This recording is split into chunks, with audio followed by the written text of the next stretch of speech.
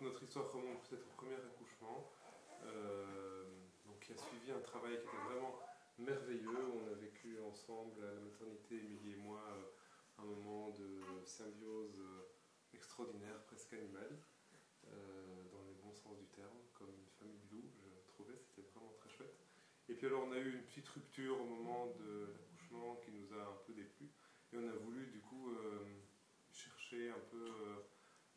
comment intensifier encore le ressenti qu'on avait eu pendant le travail, qui avait été assez sonore, puisqu'Émilie chantait pendant ses contractions et mettait une sorte de son un peu grave, un peu pour l'aider à accompagner sa douleur. Et voilà, c'était donc des moments très chouettes. Et c'est comme ça qu'on a, en cherchant un peu, qu'on a appris la connaissance de Magali et qu'on a vécu et qu'on a voulu participer à ce week-end avec elle, et qui a été pour nous vraiment un grand révélateur encore de ce qu'on faisait, de ce qu'on avait fait déjà en son lors du premier accouchement. Et puis ça a été bien au-delà, parce que ça a été, moi j'ai vécu ça comme une grande découverte, un grand approfondissement d'une part du son qu'on pouvait émettre, de la joie qu'on pouvait émettre dans le son, de tout ce sentiment d'accompagnement qu'on pouvait mettre dans ce son, d'ouverture totale aussi du son pour accompagner d'une part le bébé à la sortie. J'ai aussi découvert que moi je pouvais chanter et être encore plus acteur que ce que je l'avais été lors du premier accouchement, en chantant avec Émilie, et le mélange de nos voix a peut-être quelque chose de vraiment formidable. Et puis au-delà de l'accouchement, de relation au bébé, on a vécu, Émilie et moi, plein de moments de couple vraiment très chouettes, des moments de grande ouverture vraiment très chouettes lors de ce week-end, même plus que très chouettes, vraiment formidables,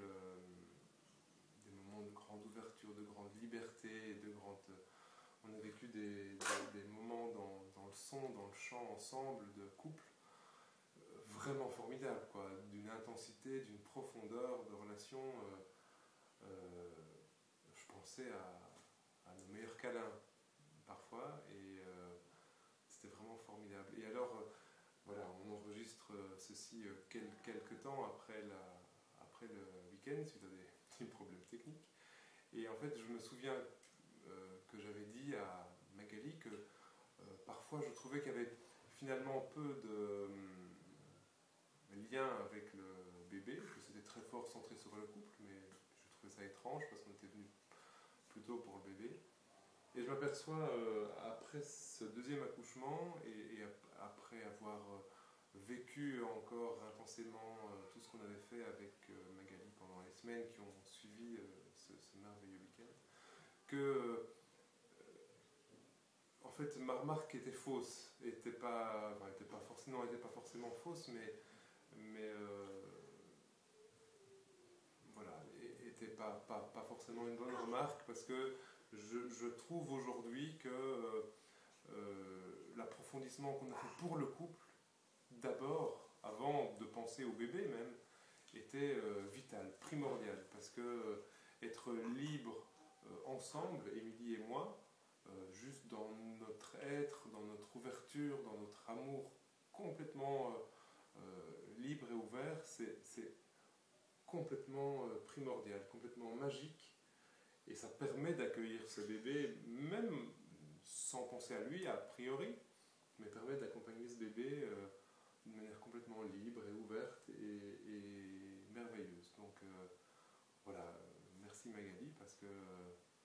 en apprenant à encore mieux se connaître, Émilie et moi, eh ben